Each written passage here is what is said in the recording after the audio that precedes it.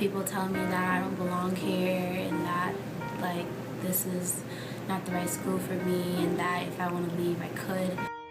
Living in Boston with each other, kids would be more comfortable with their friends there. So coming to school, you would sit with the people that you usually hang out with. Because as soon as I walked in, there'd be like all the Concord and Carlisle kids, and then like you look to the right, and then you see like a little corner of Boston kids. Well, usually the Metco kids sit in one corner. I feel like they naturally segregate each other, and the rest of the kids are separated by genders. Usually at some tables it's like all girls, and some tables it's like all boys. I would say the seating is pretty segregated. I don't know, it's too bad. I think that everybody, especially the kids from Concord and Carlisle, should do a better job of just being more welcoming and not as closed off.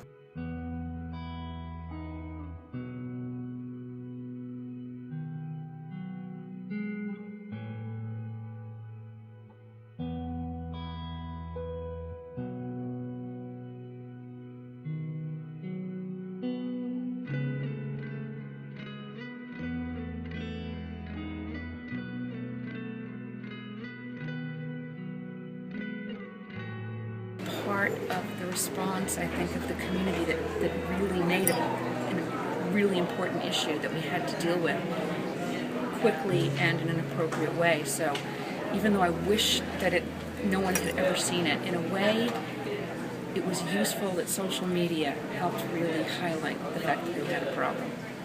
It shows at least one person's ignorance and potentially hatred. I don't know if it's because it's hate speech, and it's something that deeply offends, it should deeply offend every member of our community, not regardless of whether, regardless of skin color. It's something I find deeply offensive and something that really hurts us as a community.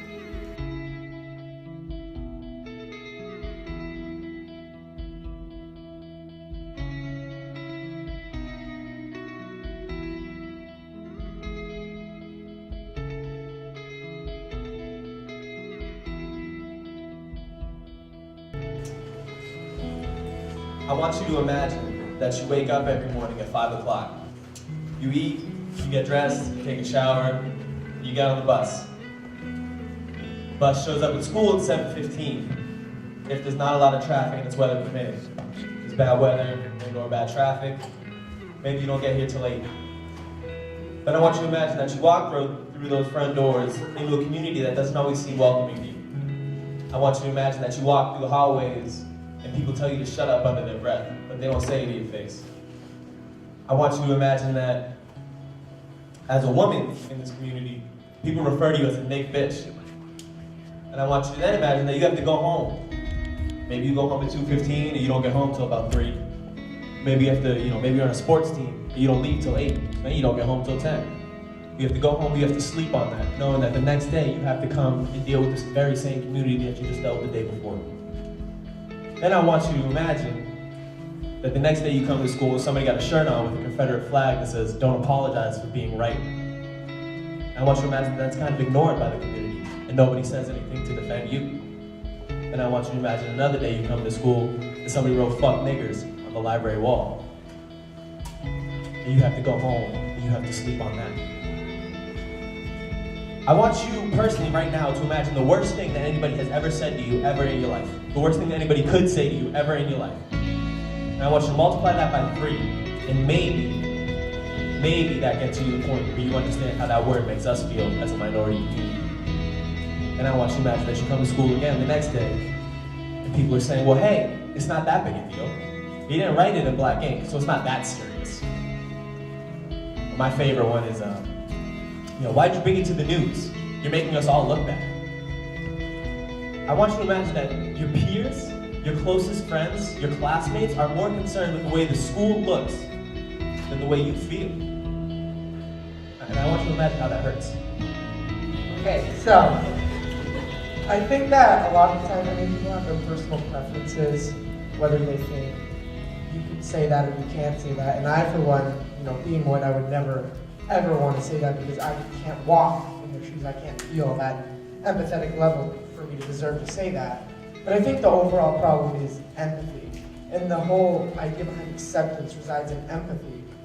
And when I was a freshman, I didn't have many friends. I mean, I had a couple friends, but I had not nearly as many friends as I would have liked and I would have felt comfortable with. And one day I sat at the MECO table, and now I usually sit at the MECO table, and I found that there's so much empathy there because they go through so much, and so many people do so many things to hurt them, but they get through it, and they come in, they wake up at 5, and they get home as late as 10. And it's ridiculous. And I found that just being yourself, they accept you, and everyone should accept everyone for who they are. And at that point is when you realize what acceptance really is. And that when you are able to realize what people go through and how they deal with that, what they have to do every day, that's when you realize that that's acceptance, and that you can't say those kinds of things when you realize what they go through. It's impossible not to judge someone when you first see them, but in order to make this community more accepting, we need to try to push aside the automatic assumptions we think when we first see someone and focus on who they really are.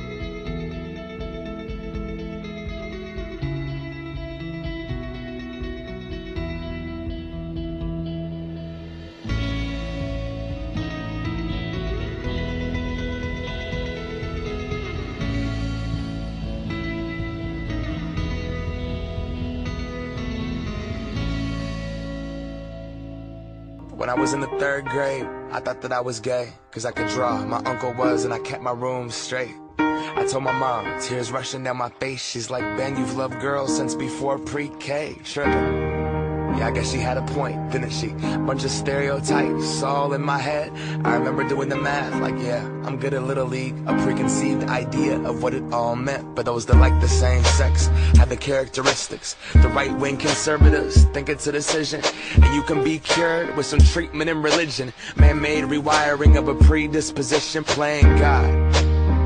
Oh nah, here we go. America the brave still fears what we don't know. And God loves all his children. It's somehow forgotten, but we paraphrase a book written 3,500 years ago. I don't know. And I can't change